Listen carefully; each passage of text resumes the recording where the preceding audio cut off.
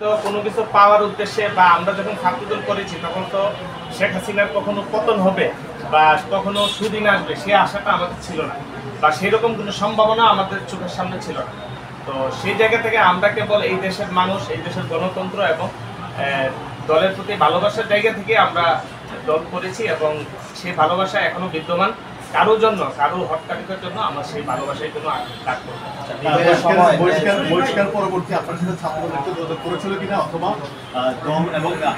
যোগাযোগের চেষ্টা করেছি, ওনারা সাড়া দেননি।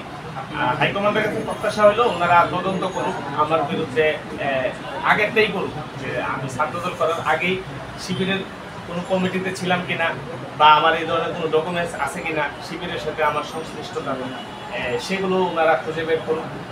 যদি না থাকে, না পান, তদন্ত সাপেক্ষে আমাকে যেন অব্যাহতি থেকে মুক্তি দেওয়া হয় এবং আমার সম্পদে বহাল রাখা। এটা হচ্ছে আওয়ামী লীগ আমলে আপনার ছাত্রদলের যে দুঃসময় গিয়েছে ওই সময় আন্দোলন সংগ্রামে আপনার ভূমিকা কেমন ছিল, এটা নিয়ে কোনো আপনার? এখানে আমার সামনে এখানে আমি নিয়ে আসছি পুরো আন্দোলন। এটা হচ্ছে যখন 28শে অক্টোবরের পরে ঢাকায়, আপনারা যারা গণমাধ্যমের কর্মীরা আছেন আপনারা জানেন ঢাকায় কি ভয়াবহ পরিস্থিতি হয়েছে। সেই সময়কার আমরা পালিয়ে পালিয়ে জাতিকা প্রোগ্রাম করতাম। এই সবগুলো হচ্ছে এটা হচ্ছে 17 জুলাই যখন শহীদ মিনারে, 16 জুলাই। তারপরে এগুলো হচ্ছে সব হচ্ছে আমাদের তখনকার মানে প্রোগ্রামে। এটা হচ্ছে 15 জুলাই ঢাকা বিশ্ববিদ্যালয়ের ছাত্রদল নেতৃত্বের সাথে।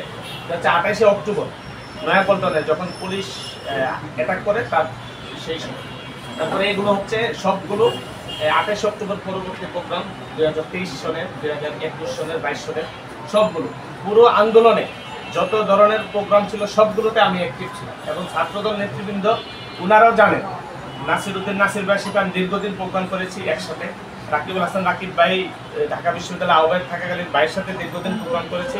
ওনারাও জানেন যে ছাত্রদলে আমার কতটুকু টেক ছিল, কতটুকু অবদান ছিল এবং ছাত্রদলের প্রতি আমি কতটুকু ডেডিকেটেড এবং লয়াল ছিলাম এটা ওনারা জানেন। যে গানটাতে শুটিং করেছে তাদের আশেপাশে যখন ভিন্ন দলের লোকজন এসে থাকে তখন এটা জনমনে অবশ্যই সন্দেহ জাগে যে এটা কেন। আমরা বাতাসে কিছু কথা ভেসে বেড়াচ্ছে, সেটা হচ্ছে যে বিশ্ববিদ্যালয়ে রাষ্ট্রকেন্দ্রিক কিছু মিনি পেজ হয়েছে। তো সেই পেজগুলোতে বিশ্ববিদ্যালয়ের নেতৃবৃন্দের পাশাপাশি আমাদের তো দেখানো হতো হেভিওয়েট হিসেবে বা একটু জনপ্রিয় হিসেবে। আমি মনে করি যে সেটাও একটা কারণ হতে পারে যে আমাকে দেখানো বা হ্যাঁ, আমি মনে করছি যে এটা শিবিরের কোনো কারণ না, এর বাইরেও আরো অনেক কারণ আছে যেগুলো আমরা জানি না বা যেগুলো সামনে আসে। আচ্ছা, আরেকটা ব্যাপার হচ্ছে আপনি তো